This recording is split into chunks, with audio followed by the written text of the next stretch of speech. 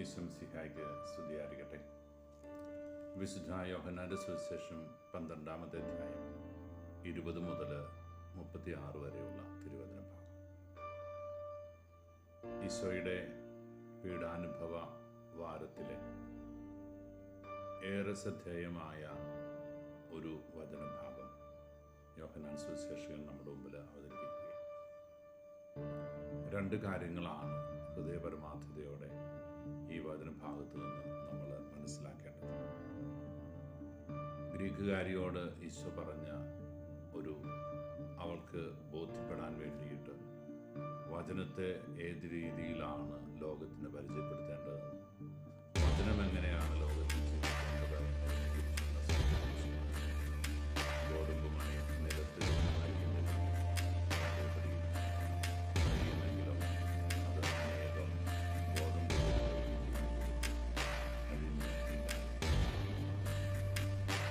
അഴിഞ്ഞ് ഇല്ലാതെയായി ജീവൻ പ്രാപിക്കാനുള്ളത്.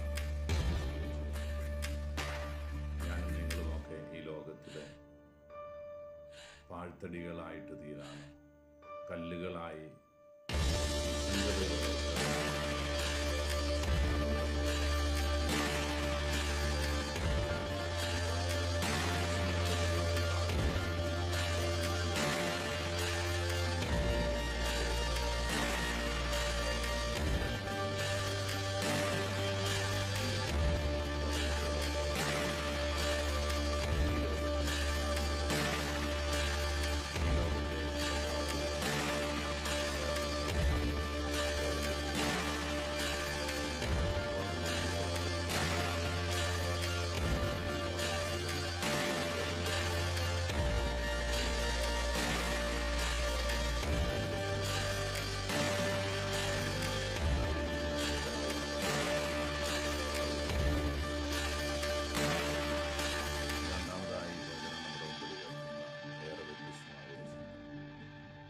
മനുഷ്യപുത്രൻ ഉയർത്തപ്പെടുമ്പോഴാണ്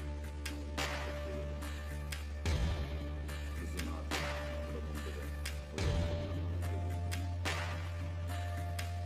ആകാശത്തിനും ഭൂമിക്കും ഉയർത്തപ്പെട്ടവനായ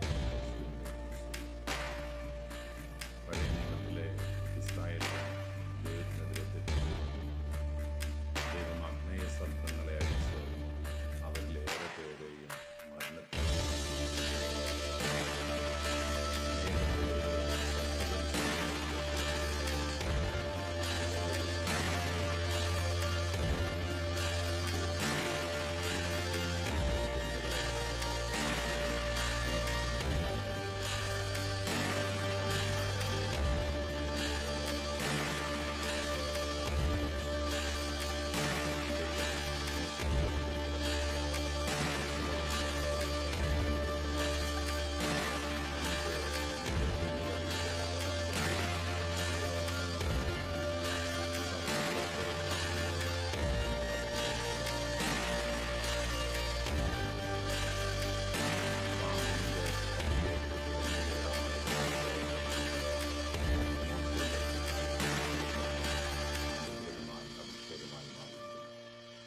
കാൽവരിയുടെ നെറുകയിൽ ഉയർത്തപ്പെട്ട യേശു എന്ന അനുഗ്രഹത്തിൻ്റെ പുത്രൻ. അവൻ ഉയർത്തപ്പെടുമ്പോൾ നാമൊക്കെ അവനിലേക്ക് നോക്കും, അനുഗ്രഹം പ്രാപിക്കും.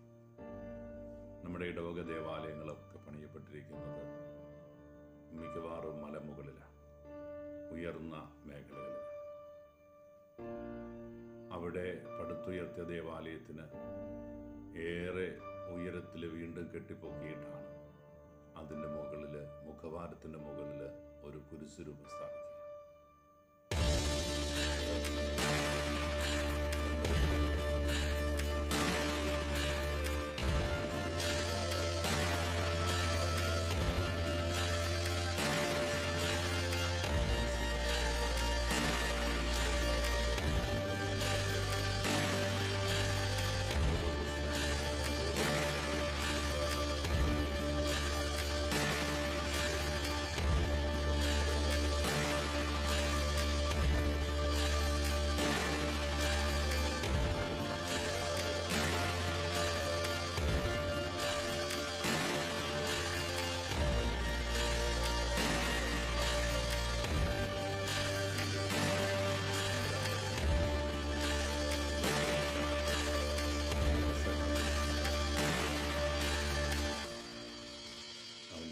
ശിഷ്യന്മാരുടെ പാദങ്ങൾ കഴുകി വിശുദ്ധ കുർബാന സ്ഥാപിച്ച് പൗരോഹിത്യം സ്ഥാപിച്ച് അന്ത്യാത്താഴം നമുക്ക് വേണ്ടി ചിന്തിച്ച ആ കാരുണ്യവാനായ ദൈവത്തിൻ്റെ മുമ്പിൽ നമുക്ക് എളിമയോടെ നിൽക്കാം. അവൻ ചൊരിഞ്ഞ ചോരയും അവൻ മുറിച്ച് തന്ന അപ്പവും അവൻ്റെ മാംസവും അത് ഹൃദയത്തിൻ്റെ പരമാർത്ഥതയോടെ ഏറ്റുവാങ്ങിക്കൊണ്ട് വിശ്വാസത്തിന് മക്കളായിത്തീരാൻ നമുക്ക് ആഗ്രഹിക്കാം. ഈശോ അനുഗ്രഹിക്കട്ടെ. കർത്താവ് മിശിഹായുടെ കൃപയും പിതാവായ ദൈവത്തിൻ്റെ സ്നേഹവും പരിശുദ്ധാരൂപിയുടെ സഹവാസവും നമ്മളെവിടും കൂടി ഉണ്ടായിരിക്കട്ടെ, ഇപ്പോഴും എപ്പോഴും എന്നേക്കും.